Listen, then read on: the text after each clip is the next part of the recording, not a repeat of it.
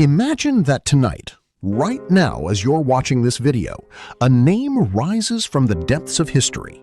A name that after more than 2,500 years still makes millions of people talk about it, write books about it, make movies about it, and even debate whether the person was truly great or not. That name is Cyrus. But there's a strange question. Why, out of the thousands of kings who ruled this world, has the name Cyrus survived? Wasn't he just another ancient king? Weren't their empires larger and wealthier than the Achaemenid Empire?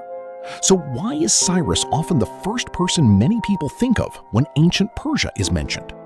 To answer that question, we have to travel back 2,500 years, to a time when the world looked completely different. Back then, power had only one meaning: war. Those with the largest armies ruled. Those who were weak were destroyed. Cities were conquered, people were enslaved, and victorious kings usually carved their names into history through violence. In such a world, a man emerged from the land of Persia, a man who would go on to build one of the greatest empires in human history. But what made Cyrus different wasn't simply conquest. In fact, many rulers of that era conquered vast territories. What made Cyrus stand out was the way he used power. The story begins when the Medes ruled much of Iran. At that time, few people could have imagined that a young man from Persia would one day become the most powerful figure in the region. But history always has its own plans. Cyrus gradually gained power, gathered allies, and eventually took control of the Median kingdom. And that was only the beginning. One by one, neighboring lands became part of his growing empire. But perhaps the most important chapter of his story was the conquest of Babylon. Babylon wasn't just a city. It was one of the richest, most famous, and most important cities in the world. A city surrounded by massive walls that many believed were impossible to breach.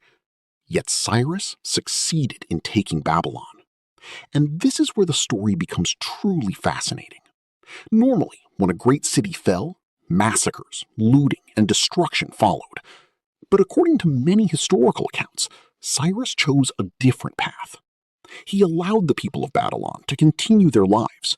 He preserved their temples. He respected their religious beliefs. And he even freed many captives. Today, that might not seem extraordinary, but 2,500 years ago, such actions were highly unusual. And that alone proves that he has not been lost to history.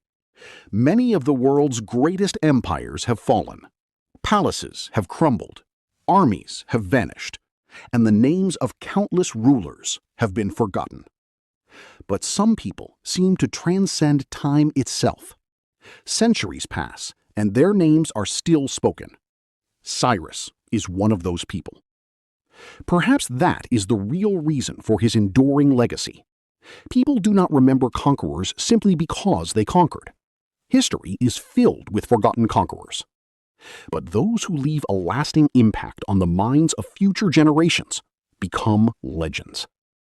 Whether we consider Cyrus the greatest king in history, or simply one of the most important figures of the ancient world, he succeeded in crossing the boundaries of time.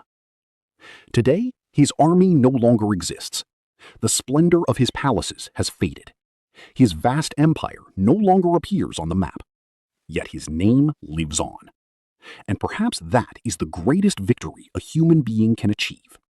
To have people, after 2,500 years, still sitting somewhere in the world and asking, who was Cyrus, really? And as long as that question continues to be asked, the story of Cyrus will never truly end. As strange as it sounds, sometimes a ruler's greatest battle begins after death. A battle where armies no longer matter. A battle where memories decide who will be remembered and who will be forgotten. Imagine living on a dark night thousands of years ago. There is no internet, no television, no endless collection of books. The only thing that survives is the stories passed from one generation to no television, no endless collection of books. The only thing that survives is the stories passed from one generation to another, Grandfathers tell them to their grandchildren. Writers carve them into stone. Travelers carry them from city to city. And those stories are what make a person immortal. Over time, Cyrus became one of those stories. The story of a man who rose from a relatively small land and built one of the greatest empires the world had ever seen. But here's the fascinating part. Many historical figures disappear when they die. Their stories end with them. For Cyrus, the opposite happened. His legend truly began after his death. Every generation added something to his story. Every nation interpreted him in its own way. Gradually, the line between fact and legend became blurred. And that's exactly what happens to the most unforgettable figures in history. Think about it. If you ask people today exactly what Alexander the Great looked like, very few can answer with certainty. If you ask what Genghis Khan sounded like, nobody knows. Yet their names remain alive. Why? Because some people stop being individuals and become symbols. And symbols often outlive the people who created them. Cyrus became one of those symbols. A symbol of power, a symbol of leadership, a symbol of ancient Persia, and perhaps most importantly, a symbol of the dream of building something greater than an ordinary life. That's why centuries after the Achaemenid Empire vanished, people were still talking about him. But this is where the story takes a darker turn, a much darker turn, because time shows mercy to no one.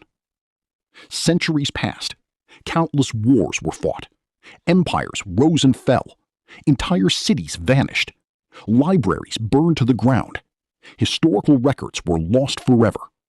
Even many documents connected to Cyrus disappeared. It was as if history itself was slowly erasing everything. But one thing refused to disappear: his name. And that might be the strangest part of all. Think about it. Thousands of years pass, languages change, borders shift, religions evolve, generations are born and die. Yet people are still talking about you. How many people in all of human history have achieved that? Probably fewer than we can count on both hands. Now another question emerges. If Cyrus suddenly returned today and saw the modern world, what would he think? Perhaps he would be amazed by skyscrapers. Perhaps airplanes and the internet would seem like magic to him. But maybe the most surprising thing would be something else entirely. The fact that people, 2,500 years later, are still debating him, still writing books about him, still creating documentaries, still trying to understand who he really was. What people remember are stories, and Cyrus became a great story. The story of a man who rose from Persia, the story of a man who conquered Babylon, the story of a man whose name survived long after stone inscriptions faded, the story of a man who crossed the boundaries of time itself. And that brings us back to our original question. Why are we still talking about Cyrus after 2,500 years? Perhaps because he no longer belongs only to the past. He has become part of a dream. The dream that a human being can leave such a powerful mark on the world that even death cannot erase it.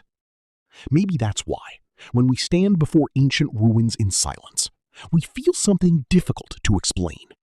As if the stones still have stories to tell. As if history itself is whispering.